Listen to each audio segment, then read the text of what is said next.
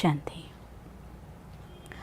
ആദ്യം നമ്മൾ മറന്നുപോയത് തന്നെ നമ്മൾ ആരാണ് എന്നതാണ്. ഞാൻ ആരാണ് എന്ന് തിരിച്ചറിയാതെ ഈശ്വരനെ കാണാൻ പോകുന്നത് കൊണ്ടാണ് നമുക്ക് ഈശ്വരനെ കാണാൻ സാധിക്കാത്തത്. പറയാറുണ്ട്, സ്വയം അവനവനെ അറിയുന്നു അവർക്ക് ഈശ്വരനെ കാണാൻ സാധിക്കുമെന്ന്. ഇന്ന് അതിൻ്റെ ഉദാഹരണമായിട്ടുള്ളൊരു കൊച്ചു കഥയാണ് ഞാൻ നിങ്ങൾക്ക് പറഞ്ഞു തരാൻ ആഗ്രഹിക്കുന്നത്. ഒരു സന്യാസി ഭാരതത്തിലുടനീളം യാത്ര ചെയ്ത് പല തീർത്ഥാടനങ്ങളും കഴിഞ്ഞു തൻ്റെ തപസ്സും സാധനയുമായി അങ്ങനെ അനന്തരഹരിയിൽ യാത്ര ചെയ്തുകൊണ്ട് തിരിച്ച് തൻ്റെ ദേശമായ ഒരു കൊച്ചു രാജ്യത്തിൽ വന്നെത്തിച്ചേരുകയാണ്. അദ്ദേഹം തിരിച്ചു വന്നപ്പോൾ ആ രാജ്യത്തിലെ രാജാവ് വളരെയധികം ആദരവോടുകൂടി അദ്ദേഹത്തെ സ്വീകരിച്ചു. തൻ്റെ കൊട്ടാരത്തിൽ ആനയിച്ചിരുത്തി അങ്ങനെ എല്ലാ അർഘ്യങ്ങളും അർപ്പിച്ച ശേഷം രാജാവ് സന്യാസിയോട് പറയുകയാണ്, 20 വർഷമായിട്ടുള്ള എൻ്റെ മനസ്സിലൊരു ചോദ്യം, അതിനിന്നേ വരെ ആരും തന്നെ ഉത്തരം തന്നിട്ടില്ല. അങ്ങ് എനിക്കതിനുള്ള ഉത്തരം ഇന്ന് എന്തായാലും തരുമെന്ന് പ്രതീക്ഷിക്കുകയാണ്. സന്യാസി പറയും, ചോദിച്ചോളൂ രാജൻ, എന്താണെങ്കിലും സംശയം കൂടാതെ ചോദിച്ചോളൂ, ഇന്നെന്തായാലും കാലി കൈയായിട്ട് അങ്ങ് പോകുന്നതല്ല എന്ന് പറയും.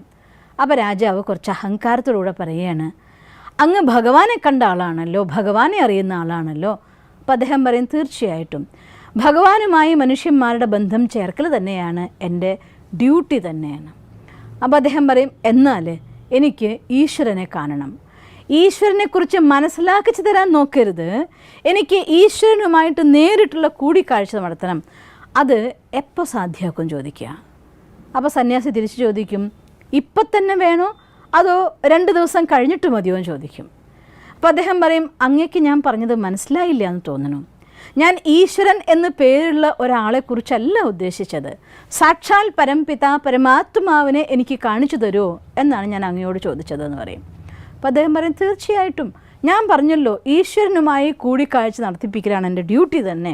അതുകൊണ്ട് അങ്ങൊരു കാര്യം ചെയ്യൂ, ഒരു ചെറിയ പേപ്പറിൽ അങ്ങ് ആരാണ് എന്നത് എനിക്ക് എഴുതി തരൂ, ഞാനത് ഈശ്വരനെ കാണിച്ചുകൊണ്ട് തീർച്ചയായിട്ടും അങ്ങേക്കുള്ള അപ്പോയിൻമെൻറ്റ് നേടിത്തരാമെന്ന് പറയുകയാണ്. അപ്പോൾ രാജാവ് ഉടനെ തന്നെ ഒരു പേപ്പർ വരുത്തി ആ പേപ്പറിൽ എഴുതി അദ്ദേഹത്തിൻ്റെ വിശദമായിട്ട് പേര് ഇന്നതാണ്, പദവി ഇന്നതാണ്, രാജ്യം, സമ്പത്ത്, എല്ലാ വിശേഷവും അദ്ദേഹം പൂർണ്ണമായിട്ട് എഴുതി ഈ പേപ്പർ സന്യാസിയുടെ കയ്യിൽ കൊടുത്തു.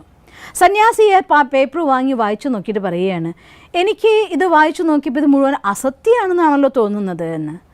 അപ്പോൾ രാജാവ് പറയും, അതെങ്ങനെ ശരിയാവാൻ?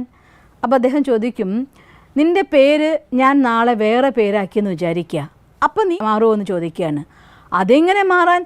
പേര് മാത്രമല്ലേ, പേര് മാറ്റിയെന്ന് കരുതിയിട്ട് ഞാൻ മാറാൻ പോകുന്നില്ലല്ലോ, ഞാൻ തന്നെയല്ലേ എന്ന് പറയുകയാണ് അദ്ദേഹം. അപ്പോൾ വീണ്ടും സന്യാസി ചോദിക്കും, ഇന്ന് അങ്ങ് രാജാവാണ്, നാളെ മറ്റൊരു രാജാവ് ഈ രാജ്യത്തെ കീഴ്പ്പെടുത്തി അങ്ങേക്ക് ഒരു ഭിക്ഷക്കാരൻ്റെ വേഷത്തിൽ നടക്കേണ്ടി വരികയാണ്. അപ്പോൾ രാജാവല്ലോ ഭിക്ഷക്കാരനല്ലേ, അപ്പോൾ അങ്ങായിരിക്കുമോ ചോദിക്കുകയാണ്. അപ്പോൾ തീർച്ചയായിട്ടും രാജാവാണോ ഭിക്ഷക്കാരനാണോ എന്നത് വ്യത്യാസമല്ലേ, ഞാൻ അപ്പോഴും ഞാൻ തന്നെയാവും, ഞാൻ ആരാണോ ആ ഞാൻ തന്നെ. അപ്പോൾ ഭിക്ഷക്കാരനായിരിക്കും, ഇപ്പോൾ രാജാവായിരിക്കും, എന്നാലും ഞാൻ തന്നെയാണെന്ന് പറയും. ഓ, അപ്പോൾ പേരും നിൻ്റെ പരിചയമല്ല, ഈ രാജ്യത്തിൻ്റെ സ്വത്ത് വിവരങ്ങളും നിൻ്റെ പരിചയമല്ല, നീ ഇപ്പോൾ എത്ര വയസ്സായി ചോദിക്കും. അപ്പോൾ രാജാവ് പറയും, എനിക്ക് 40 വയസ്സായി. ഇനി ഒരു 10 വർഷം കഴിഞ്ഞ് 50 വയസ്സാകുമ്പോൾ നീ അല്ലാണ്ടാവുമോ ചോദിക്കുക. അതെങ്ങനെ മാറാനാണ്? വയസ്സ് മാറുമ്പോൾ ശരീരത്തിൽ മാറ്റങ്ങൾ വരിയിരിക്കും, ഞാൻ മാറില്ലല്ലോ. 20 വയസ്സായിരുന്നപ്പോഴും ഞാൻ തന്നെ, കുട്ടിയായിരുന്നപ്പോഴും ഞാൻ തന്നെ, ഇനി ഇതിനേക്കാൾ വൃദ്ധനായാലും ഞാൻ തന്നെ, ഇപ്പോഴും ഞാൻ തന്നെ എന്ന് പറയുകയാണ്. അപ്പോൾ അദ്ദേഹം പറയും, ഓ അങ്ങനെയെങ്കിൽ ഈ വയസ്സും ഈ ശരീരവും ഇതും നിൻ്റെ പരിചയമല്ല, അപ്പോൾ നീ എഴുതിയതൊക്കെ അസത്യമല്ലേ. അപ്പോൾ രാജാവ് പറയും, അത് വലിയ കുഴഞ്ഞ പ്രശ്നമായി പോയല്ലോ, ഞാൻ ആരാണെന്നാണ് എഴുതേണ്ടത് എന്ന്. അപ്പോൾ ഈ സന്യാസി ഉത്തരം പറയുകയാണ്, അതുതന്നെയല്ലേ എന്നെയും വലയ്ക്കുന്ന പ്രശ്നം. എനിക്ക് ഈശ്വരൻ്റെ അടുത്ത് ഒരാളെ മീറ്റ് ചെയ്യാൻ കൊണ്ടുപോകുമ്പോൾ ഈശ്വരൻ എന്നോട് ചോദിക്കുന്ന, നീ സത്യമായിട്ടുള്ള ആളെടുത്തേക്കാണോ കൊണ്ടുപോകുന്നത് അതോ അസത്യമായിട്ടുള്ള എഴുതിയ ലിസ്റ്റിലാണോ എന്നെ കൊണ്ടുപോകുന്നത് ചോദിക്കില്ലേ. അതുകൊണ്ട് എപ്പോഴാണോ അങ്ങ് സ്വയം ആരെന്ന് തിരിച്ചറിയുന്നത്, അന്ന് എൻ്റെ അടുത്ത് വന്നാൽ അന്ന് ഞാൻ അങ്ങേക്ക് ഈശ്വരനെ കാണിച്ചു തരുന്നതായിരിക്കുമെന്ന്. തീർച്ചയായിട്ടും ഒരുപാട് മഹാത്മാക്കളുടെ വാക്കുകൾ ഞാൻ കേട്ടിട്ടുണ്ട്, നോ ദൈ സെൽഫ്, നിങ്ങളെ അറിയൂ എങ്കിൽ നിങ്ങൾക്ക് ഈശ്വരനെ അറിയാമെന്ന് പറയാറുണ്ട്. എപ്പോൾ സ്വയം ഞാൻ എന്നെ തിരിച്ചറിയുന്നു, എന്നെ തിരിച്ചറിയാൻ എനിക്ക് സാധിക്കുക എന്നുള്ളത് തന്നെയാണ് ഈശ്വരനെ കാണാനും അറിയാനും ഈശ്വരനോട് സംസാരിക്കാനുള്ളതായിരിക്കുന്ന പാസ്വേഡ്. അതുതന്നെയാണ് ഈശ്വരൻ്റെ അടുത്തേക്കുള്ളതായിട്ടുള്ള യാത്രയുടെ വഴി തുറക്കുന്നതായിരിക്കുന്ന ചാബി. അതുകൊണ്ട് ഇന്ന് നമുക്ക് ആ ഒരു സീക്രട്ട് പല വീഡിയോസിലായിട്ട് ഞാൻ നിങ്ങൾക്ക് പറഞ്ഞു തന്നു എന്ന് ഓർമ്മിക്കുകയാണ്. എങ്കിൽ ഒരിക്കൽ കൂടി ഇന്ന് ഞാൻ നിങ്ങളെ ഓർമ്മിപ്പിക്കാൻ ആഗ്രഹിക്കുകയാണ്. ഒന്ന് ചിന്തിച്ചു നോക്കിയേ, ഈ പേര് ഇന്നലെ ഈ പേരുണ്ടായിരുന്നില്ല, വേറെ പേരായിരുന്നു. അപ്പോഴും ഈ ദേഹത്തിലിരിക്കുന്ന ശക്തിയായ ഞാൻ അപ്പോഴും ഇതിൻ്റെ ഉള്ളിലുണ്ടായിരുന്നു. ഈ ദേഹത്തിൻ്റെ ഏതൊരു ഭാഗത്തെക്കുറിച്ച് പറയുമ്പോഴും ഞാൻ പറയുന്നത് ഇതെൻ്റെ കണ്ണ്, എൻ്റെ കയ്യ്, എൻ്റെ കാല്, എൻ്റെ ദേഹം എന്നാണ് പറയുന്നത്. ഞാൻ കണ്ണ്, ഞാൻ കയ്യ്, ഞാൻ കാല് എന്ന് പറയാറില്ല. അപ്പം ഞാനിതൊന്നുമല്ല, ഇതിൻ്റെ ഉള്ളിലായിരിക്കുന്ന ശക്തി.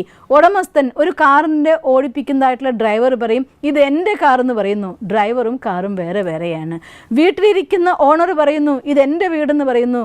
ഓണറും വീടും വേറെ വേറെയാണ്.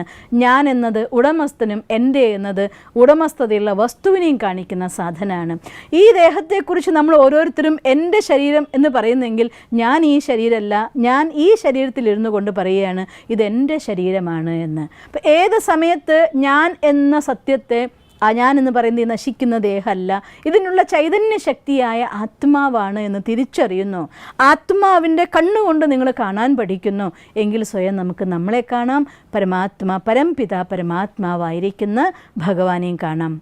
ഞാൻ ആരെന്ന് മനസ്സിലാക്കിക്കൊണ്ട് അനുഭൂതിയിലിരുന്നു കൊണ്ട് ആ പരംപിത പരമാത്മാവിനെ ഓർമ്മിച്ചാൽ ആ ഗുണങ്ങളും ആ ശക്തികളും നമ്മൾ നിറയുകയും ചെയ്യും. അതുകൊണ്ട് ഇത് തന്നെയാണ് ജീവിതത്തിൽ ശക്തികളെ, അനുഗ്രഹത്തെ നമ്മളിലേക്ക് ആവാഹിക്കാനുള്ളതായിട്ടുള്ള വിദ്യ. അതുകൊണ്ട് സ്വയം നമുക്ക് അവനവനെ തിരിച്ചറിയാം, ഈശ്വരനെ കാണാം, ഈശ്വരനോട് സംസാരിക്കാം, ഈശ്വരൻ്റെ സമീപ്യവും സൗഹൃദവും സുഹൃതവും നമുക്ക് അനുഭവിക്കാം. അതുകൊണ്ട് നിങ്ങൾക്കങ്ങനെ സാധിക്കട്ടെ. തൊട്ടടുത്ത ബ്രഹ്മകുമാരി സെൻറ്ററിൽ പോയി പഠിച്ചു നോക്കൂ. നിങ്ങൾ ഇന്ന് ഞാൻ തന്ന ഈ ഒരു തുള്ളിയുടെ വിശദമായിട്ടുള്ള പഠനമാണ്. വിത്തൗട്ട് ഫീസ് നിങ്ങൾക്ക് അവിടെ പോയി പഠിക്കാൻ സാധിക്കുന്നതാണ്. തീർച്ചയായിട്ടും നിങ്ങൾ പോയി പഠിക്കുമെന്നും സ്വയം അറിഞ്ഞുകൊണ്ട് ഈശ്വരനെ കണ്ട് ഈശ്വരനോട് സംസാരിച്ചുകൊണ്ട് നിങ്ങളുടെ ജീവിതത്തെ സർവശ്രേഷ്ഠമാക്കും എന്ന വിശ്വാസത്തോടെ പ്രാർത്ഥനയോടെ നിർത്തട്ടെ. ഓം ശാന്തി. ദിവസം തോറും ജീവിത വിജയങ്ങൾക്ക് വെളിച്ചം വീശുന്ന പുത്തൻ വീഡിയോകൾക്കായി ഞങ്ങളുടെ യൂട്യൂബ് ചാനൽ സബ്സ്ക്രൈബ് ചെയ്യൂ. നോട്ടിഫിക്കേഷൻ ലഭിക്കുന്നതിനായി ബെൽ ഐക്കൺ ക്ലിക്ക് ചെയ്യൂ. ഒപ്പം ഞങ്ങളുടെ ഫേസ്ബുക്ക്, ട്വിറ്റർ, ഇൻസ്റ്റാഗ്രാം പേജുകൾ ഫോളോ ചെയ്യൂ. നന്ദി.